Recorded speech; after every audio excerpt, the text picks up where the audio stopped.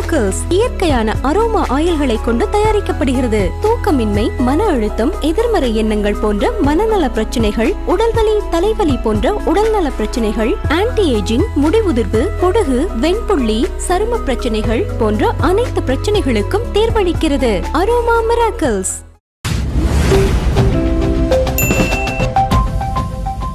இந்த கூட்டம் ஓட்டா மாறாதுன்னு சொல்லி சொன்னாங்க. ஆனா அது ஓட்டா மாறிடுச்சு.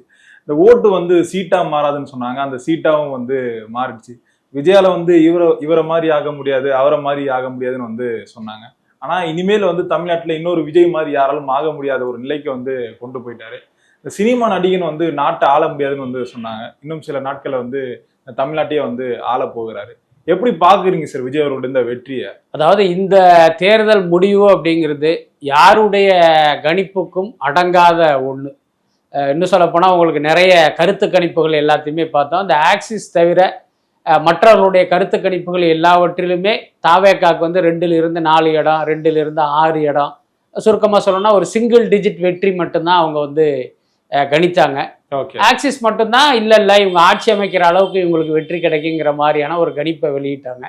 அதுக்கப்புறம் எக்ஸிட் போல் ரிசல்ட்டுங்கிற பேர்ல பல பேருடைய கருத்து கணிப்புகள் வந்தது. அதிலும் தாவேக்காவுக்கு ஒரு பாசிட்டிவான ரிப்போர்ட் கிடைக்கல. ஆனா இன்னைக்கு பார்த்தீங்கன்னா அது எல்லாவற்றையும் பொய்யாக்கி இவ்வளோ பெரிய வெற்றி தாவேக்காவுக்கு கிடைச்சிருக்கு. உண்மையிலே இது ஒரு மிகப்பெரிய ஆச்சரியம். அது ரொம்ப முக்கியமான விஷயம். என்னன்னா நீங்க சொன்ன மாதிரி இந்த கூட்டமெல்லாம் ஓட்டா மாறாது அப்படின்னு சொன்னாங்க. பட் அதுல ஆரம்பத்திலிருந்து எனக்கு உடன்பாடு இல்லை. என்ன காரணம் அப்படின்னா இப்போ ஒரு விக்கிரவாண்டியில ஒரு அரசியல் மாநாடு நடத்துறாரு. அடுத்த நாள் 4 மணிக்கு தான் அந்த மாநாடு அப்படின்னா இவன் முதல் நாள் 10 மணி நைட்டு 10 மணிக்கே போய் அந்த இடத்துல ஒருத்தன் உட்காந்துருக்கான். அவனுக்கு ஒரு 20 வயசுன்னு வச்சுக்கோமே. இப்ப அவன் தேர்தல் வரும்போது விஜய்க்கு ஓட்டு போடாம வேற என்ன சீமானுக்கா போட போறான்? விஜய் மீது அவ்வளவு பேரன்பும் அபிமானமும் இருக்கிறதோட தானே முதல் நாள் ராத்திரியே அங்க போய் நிக்கிறான். அதுக்கப்புறம் இப்ப கரூர் மாதிரியான பல இடங்கள்ல விஜய்க்கு கூடிய கூட்டம். அங்க பாத்தீங்கன்னா ஒரு மூச்சு திணறுகிற அளவுக்கு ஒரு கூட்டத்துல ஒருத்தன் நெருக்கி அடிச்சுக்கிட்டு நின்று விஜயை பார்க்கணும்னு ஒருத்தன் நிக்கிறான். அவனுக்கு ஒரு 20 வயசு அப்படின்னா அவன் யாருக்கு ஓட்டு போடுவான்? விஜய்க்கு தான் போடுவான். நீங்க ஒரு 5 வயசு பையன் 10 வயசு பையன் வந்தா நீங்க சொல்றது நியாயம். ஏன்னா இந்த கூட்டம் இதா ஓட்டா மாறாதுன்னு சொல்லலாம். 18 வயசுக்கு மேற்பட்ட கூட்டம்ங்கிறது நிச்சயமாக அது ஓட்டாக மாறும். அப்புறம் அந்த ஓட்டே கணிசமான சதவிகிதத்தில் இருக்கும்போது அது நிச்சயமாக சீட்டாக கன்வெர்ட் ஆகி தானே தீரும். ஆனா இது ஒரு சிம்பிளான கணக்கு தானே. ஆனா என்னன்னா இங்க இருக்கிற இந்த கணக்கு புலிகள் எல்லாமே பார்த்தீங்கன்னா இந்த தாவேக்கா விஷயத்துல கோட்டை விட்டுட்டாங்கன்னு தான் நினைக்கிறேன். ரொம்ப வெளிப்படையா சொல்லணும் அப்படின்னா எனக்கு தெரிந்து இந்தியாவிலேயே ஆக சிறந்த அந்த கருத்து கணிப்பு நிறுவனம் எது அப்படின்னா விஜயிடம் இருக்கிற அல்லது ஆதவ் அர்ஜுனாவிடம் இருக்கிற அல்லது ஜான ஆரோக்கியசாமியிடம் இருக்கிற அந்த டீம் தான். நான் ஏன் இதை இப்படி சொல்றேன் அப்படின்னா இப்ப சென்னையை எடுத்துங்க. திமுகவுடைய கோட்டை எம்ஜிஆர் காலத்திலேயே அசைக்க முடியாத கோட்டை சென்னை. ஆனா நீங்க யோசிச்சு பாத்தீங்கன்னா தாவேகா தலைவர் விஜயில ஆரம்பிச்சு செயலாளர் புஷி ஆனந்த், ஆதவ் அர்ஜுனா, ராஜ்மோகன், மரிய ஜான்சன், அதாவது தாவேகாவில் இருக்கிற முக்கிய நிர்வாகிகள் எல்லாருமே சென்னையில போட்டி போடுறாங்க. அதை பார்க்கும்போது நமக்கே பகீர்னுது. என்னப்பா இப்படி ஒரு முயற்சி எடுக்கிறாங்களே. இப்ப உதாரணத்துக்கு புஷி ஆனந்த் எல்லாம் டி நகர்ல நிறுத்துறாருக்கும் போது நான் பர்சனலா நினைச்சது என்னன்னா இவருக்கு டெபாசிட்டே கிடைக்காதுன்னு நினைச்சேன். என்ன காரணம் அப்படின்னா இப்ப திமுக டி நகர்ல ரொம்ப வலுவா இருக்காங்க. அதிமுகவும் அந்த மாதிரி ஒரு வலுவான இடத்துல இருந்தவங்க தான். என்னடா அது இப்படி ஒரு தவறான முடிவு எடுத்துட்டாருன்னா நமக்கெல்லாம் தோணுச்சு. ஆனா இன்னைக்கு இந்த வெற்றியை பார்க்கும்போது என்ன தோணுதுன்னா சென்னை தாவேக்கா வசமாகி விட்டதை இவர்கள் ஏற்கனவே கணித்திருக்கிறார்கள். அந்த நம்பிக்கையிலே தான் மொத்த பேருமே சென்னையை சுற்றி களம் இறங்கி இன்னைக்கு பாத்தீங்கன்னா ஒரு பெரிய அளவுல வெற்றி அடைஞ்சிருக்காங்க. அது இல்லாம அந்த தேர்தல் முடிவுகள் அறிவிக்கப்பட்ட அன்னைக்கு கிட்டத்தட்ட மதியம் வரை பாத்தீங்கன்னா சென்னையில் இருக்கிற 16 தொகுதிகளிலுமே தாவேக்கா தான். உதயநிதி ஸ்டாலின் பின்னடைவு, சேகர் பாபு பின்னடைவு அப்படிங்கும்போது அந்த மொத்த சென்னையுமே விஜய் வசம் வர்ற மாதிரி தான் இருந்தது. கடைசி நேரத்துல 2 தொகுதியில் மட்டும் நிலவரம் மாறியது. அதனால பாத்தீங்கன்னா நான் சொல்றது என்னன்னா இந்த கணிப்புகளை எல்லாம் தாண்டிய ஒரு வெற்றி தான் இன்னைக்கு தாவேக்காவுக்கு கிடைச்சிருக்கு. அதுக்கப்புறம் நம்ம ஏற்கனவே சொன்னதுதான், நடிகன் நாடாள முடியுமா நாடாளலாமா அப்படிங்கிற 2 கேள்வி இருக்கு. நாடாள முடியும் என்னன்னா ஜனநாயக நாட்டில் யார் வேண்டுமானாலும் தேர்தலில் நிக்கலாம். மக்கள் ஆதரவு தந்தால் அவர்கள் நிச்சயமாக அரியணையில் ஏறுவதற்கு வாய்ப்பு இருக்கு. ஆனா நாடாளலாமா அப்படிங்கிற ஒரு கேள்வியினுடைய பின்னணி என்ன அப்படின்னா நடிகர்கள் பெரும்பாலும் பாத்தீங்கன்னா அந்த திரையில் காட்டுகிற பொய்முகத்தை வைத்தே மக்களை வந்து சந்திப்பாங்க. அதுல வந்து தனிப்பட்ட முறையில எனக்கே உடன்பாடு இல்லை. அதனாலதான் பல மாதங்களாக நடிகர்கள் அரசியலுக்கு வரக்கூடாது, அரசியலுக்கு வருவதற்கு தகுதி இல்லைங்கிற ஒரு கருத்தையே நான் முன் வச்சேன். ஆனா விஜய் பாத்தீங்கன்னா இப்ப நம்மளுடைய கணிப்புக்கு மாறாக அவர் களத்தில் இறங்கி வந்து மக்களுக்காக நிக்க ஆரம்பிச்சிட்டாரு. இன்றைக்கு பாத்தீங்கன்னா அவரை நம்ம நடிகர் அப்படின்னு ஒரு இதுல வகைப்படுத்த வேண்டிய அவசியம் இல்லை. ஒரு தலைவராக இன்னைக்கு அவரு உருவெடுத்துட்டார் அப்படின்னு தான் நான் நினைக்கிறேன். ஓகே சார், ஒரு பக்கம் வந்து விஜய் அவர்கள் வந்து 2 தொகுதியிலும் வந்து வெற்றி பெற்றிருக்காரு. ஆனா முன்னாடி என்ன சொன்னா விஜய் அவர்கள் வந்து பெரம்பூர்ல வந்து ஜெயிப்பாரு, திருச்சி கிழக்குலாம் சுத்தமா அவர்களுக்கு வாய்ப்பே இல்லை, அவர் அங்க தோல்வியை தான் பார்ப்பாரு அப்படின்ற மாதிரி சொன்னாங்க. ஆனா அப்படியே மாற்றம் வந்து 2 தொகுதியிலும் வந்து வெற்றி பெற்றிருக்காரு. ஸ்டாலின் அவர்கள்லாம் குளத்தூர்ல வந்து கண்டிப்பா அவர் தான் ஜெயிப்பாரு, அங்க நீங்க யாரை நிறுத்தினாலும் ஸ்டாலின் அவர்கள் தான் வெற்றி பெறுவாங்கன்னு சொன்னா, ஆனா கடைசியில ஸ்டாலின் அவர்களே வந்து தோற்று போயிருக்காரு. இதை எப்படி பாக்குறீங்க சார்? அதாவது வந்து விஜய் ஜெயிச்சது நினைச்சு சந்தோஷப்பட்டாலும் ஸ்டாலின் அவர்கள் ஜெயிச்சிருக்கலாமா அப்படின்னு ஒரு வருத்தத்தையும் வந்து கொடுத்திருக்காங்க சார். அதாவது இந்த தேர்தல் முடிவை பொறுத்த வரைக்கும் இது வழக்கமான தேர்தல் முடிவு இல்லை. நான் ஏற்கனவே ஒரு பேட்டியில சொன்ன மாதிரி இது வந்து ஒரு சுனாமி அலை. ஏன் சுனாமி அலை? நம்ம சுனாமிங்கிறது ஒரு பேரழிவை ஏற்படுத்துகிறது. அப்படி நம்ம இதை பார்க்க வேண்டியதில்லை. சுனாமியுடைய தன்மை என்ன அப்படின்னா, கடலுக்கு அடியில ஒரு இடத்துல பூகம்பம் நிகழ்ந்தால் அதனுடைய விளைவாக ஒரு வேவ் உருவாகும். அது நீங்க கடல் மட்டத்திலேருந்து பார்க்கும்போது உங்க கண்ணுக்கு தெரியவே தெரியாது.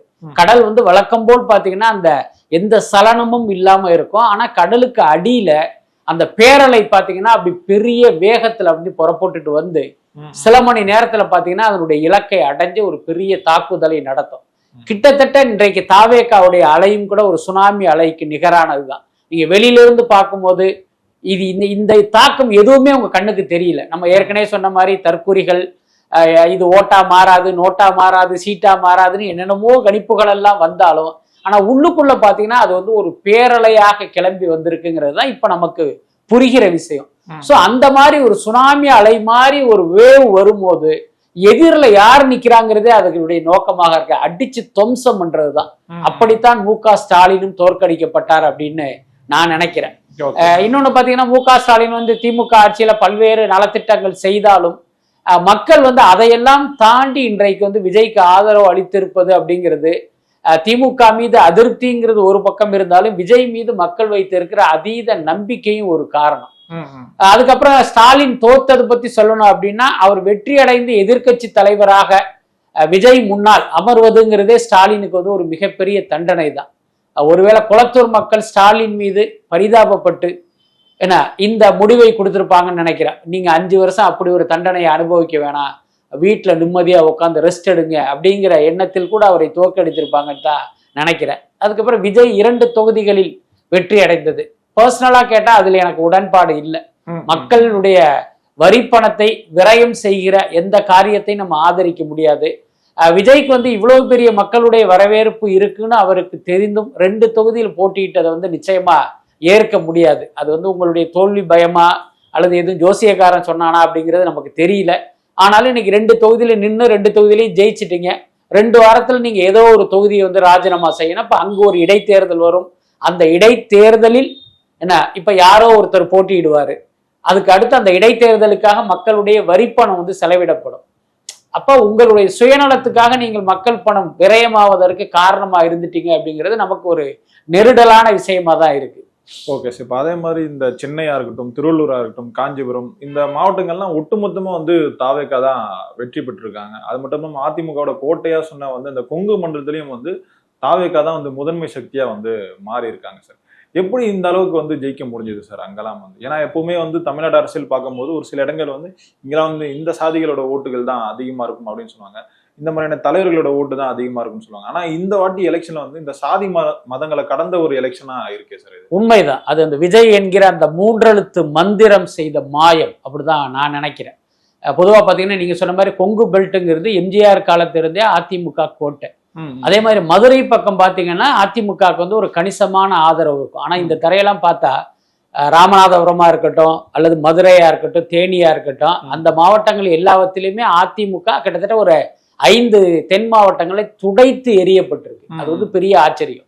நீங்க சொன்ன மாதிரி அதிமுக வந்து முக்குளத்தோர்களுடைய ஆதரவு பெற்ற கட்சி. கிட்டத்தட்ட இந்த சசிகலா அதிமுகக்குள்ள ஒரு முக்கியமான சக்தியாக மாறிய பிறகு அந்த சமூகத்தை சேர்ந்தவர்கள் எல்லாருமே அதிமுக வந்து ஒரு ஃபார்வர்ட் பிளாக் மாதிரி தான் பார்க்க ஆரம்பிச்சாங்க. ஆனா இந்த தேர்தலில் பார்த்தீங்கன்னா அது எதுவுமே செல்லுபடி ஆகலை. அப்ப நீங்க சொன்ன மாதிரி ஜாதி மதம் எல்லாத்தையும் கடந்து மக்கள் வந்து விஜயை வந்து ஒரு நம்பிக்கை நட்சத்திரமா பார்க்க தொடங்கி இருக்காங்க. ஸோ அதனுடைய வெளிப்பாடு தான் இந்த ரிசல்ட்னு நினைக்கிறேன்.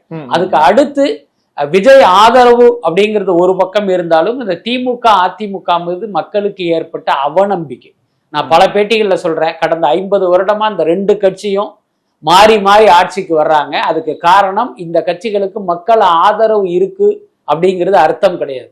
இப்ப திமுக 5 வருஷம் ஆட்சியில இருக்கும், அவங்க ஊழல் பண்ணுவாங்க, மக்கள் பணத்தை கொள்ளையடிப்பாங்க, மக்கள் அதனால டென்ஷன் ஆவாங்க, என்னடா அது நம்ம பணத்தை இப்படி கொள்ளையடிக்கிறானுங்களே, இப்ப இவங்களுக்கு ஒரு தண்டனை கொடுக்கணும்ட்டு அதிமுகவுக்கு வாக்களிப்பாங்க. அப்ப அதிமுக ஆட்சிக்கு வரும், அவங்க 5 வருஷம் கொள்ளையடிப்பாங்க, அவங்க மீதான கோபத்துல திமுகவுக்கு வாக்களிப்பாங்க. இதுதான் மாறி மாறி நடந்துகிட்டு இருந்தது. என்ன காரணம்னா வேறு சக்தி அங்க உருவாகல. இன்னைக்கு விஜய் வந்து அப்படி ஒரு முகமாக வந்தது மக்களுக்கு பாத்தீங்கன்னா ஒரு மிகப்பெரிய நிம்மதியையும் மகிழ்ச்சியையும் கொடுத்துருக்கு. அப்ப அவங்க என்ன நினைச்சாங்க, இத்தனை நாள் நீங்க எங்க பணத்தை கொள்ளையடிச்சிங்க, உங்களுக்கு நாங்க தண்டனை கொடுக்கணும், அந்த தண்டனை என்பது விஜயை வெற்றியடைய வைப்பதுங்கிற அந்த ஸ்டாண்டை வந்து மக்கள் எடுத்துட்டாங்க. ஸோ இப்படி ஒரு முடிவை மக்கள் எடுக்கும் போது இங்கு சாதி மதம் பணம் பரிசு பொருள் எதுவுமே வந்து ரோல் பண்ணலை, எல்லாமே வந்து பார்த்தீங்கன்னா அடிச்சு துவம்சம் பண்ண சூழல் உருவாகிடுச்சு. ஓகே சார், இப்போ எம்ஜிஆர் அவர்கள் திமுகவை எதிர்த்து போட்டியிடும் போது சீட்டை வந்து அதிகமாக வெற்றி பெற்றிருந்தாலும் அந்த ஓட் பேங்க் வந்து திமுக வந்து எந்த ஒரு வகையிலும் வந்து பாதிக்கல சார்.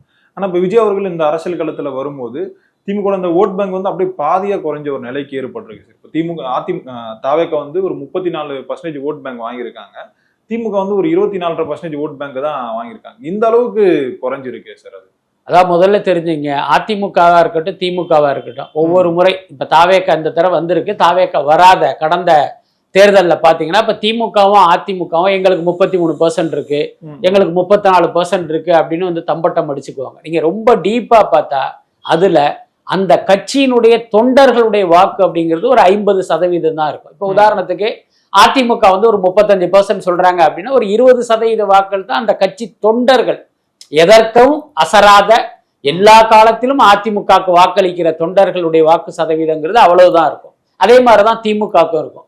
அந்த எஞ்சிய சதவீதம் அப்படிங்கிறது காமன் மக்களுடையது. அந்தந்த தேர்தலுக்கு ஏத்த மாதிரி அவர்கள் வாக்களிப்பாங்க. அதுக்கப்புறம் அந்த கூட்டணி கட்சிகளுடைய வாக்குகள்லாம் சேர்ந்து இவர்களுக்கு 33, 34, 35ன்னு கொடுக்கும்.